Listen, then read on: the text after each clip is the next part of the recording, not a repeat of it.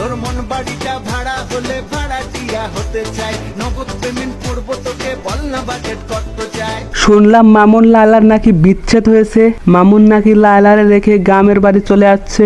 আবার শুনলাম মামুনের ওপর নাকি ছেলেরাও ফিদা। ফালতু কথা একদম কবি নে। আরে কাকা চেইতেন না, এটা আমার কথা না, লায়লা খালা নিজেই বলছে। মামুনকে পছন্দ করবে না এমন কোনো ছেলেও নাই। ইভেন মেয়েরা তো মেয়েরা, ছেলেরাও ওকে দেখে একদম ফিদা হয়ে যায়। আমি বুঝি না ভাই, একটা ছেলে আর একটা ছেলেকে কিভাবে পছন্দ করতে পারে। মানে দেখতে আশ্চর্য। আসসালামু আলাইকুম, this is Imran, welcome to Forex Black Boy. তো কেমন আছো তোমরা? যে দুইটা মানুষের রিলেশন নিয়ে আপনারা বাজে মন্তব্য করছেন তারা কিন্তু এখন আলাদা হয়ে গেছে। মামুন ভাই আর লায়লা খালা আলাদা হয়ে গেছে, তা মামুন ভাই নিজেই বলেছে। এক মিনিট, মামুন যদি ভাই হয় তাহলে লায়লা খালা হয় কেমনে? তোর মাথা নষ্ট। আসলে কি তারা আলাদা হয়েছে নাকি প্রত্যেকবারের মতো আবার ভিউ পাওয়ার জন্য ধান্দা করছে? কিছুই তো বুঝতে পারছি না। এত বুঝতে চাচ্ছ কেন? বুঝতে তো হবেই কাকা, কারণ আমাদের সুনামধন্য টিকটকার মামুন লায়লার কিছুদিন পর পরেই লাগে গ্যালজাম। এই তো কিছুদিন আগে মামুন লায়লাকে মোবাইল দিয়ে মেরে ভসকিয়ে দিল। মামুন আজকে মেরে আমার চেহারা কি বানাই দিছে। আমার মনে হয় তারা আবার নতুন করে নাটক শুরু করছে। তোরা নাটক করবি ভালো কথা, কিন্তু ভাই অন্য টপিকে কর। তোদের এই এক টপিকের নাটক দেখতে দেখতে পাবলিক এখন বোরিং হয়ে গেছে। আপনি বলছেন লায়লার সাথে আপনার 4 বছরের সম্পর্ক ছিল, হ্যাঁ? তো এর ভিতরে সামথিং 4 বছর, মানে 3 বছর।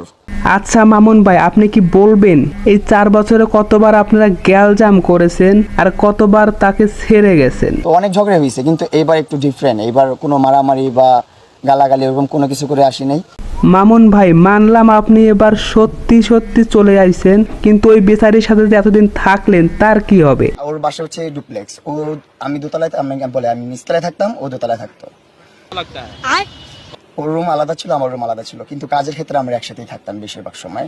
যখন শুট করতাম একসাথে থাকতাম, আবার ঘুমানোর সময় নিজেরা নিজের ঘুমাতে থাকতাম। কিন্তু লায়লা আপু তার পেজে একটা ভিডিও পাবলিশ করেছে, সেটাও কি শুটিং এর অংশ ছিল মামুন ভাই?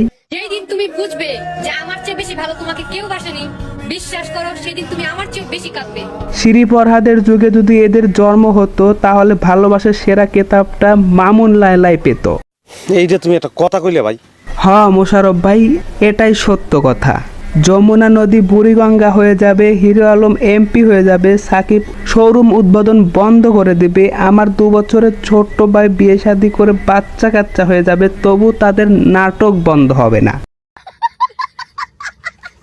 ওকে যতটুকু চিনি আমি বলতে পারি যে আজকে ঝগড়াঝাটি ঠিক হবে না। লায়লা আপা এই গ্যালজাম ট্যালজাম বাদ দেন, আর আবার দুজন এক হয়ে যান, সুখে শান্তিতে সংসার করেন। ভিডিওটা ভালো লাগলে চ্যানেলটা সাবস্ক্রাইব করবেন আর লাইক দিতে কিন্তু একদমই ভুলবেন না। ধন্যবাদ।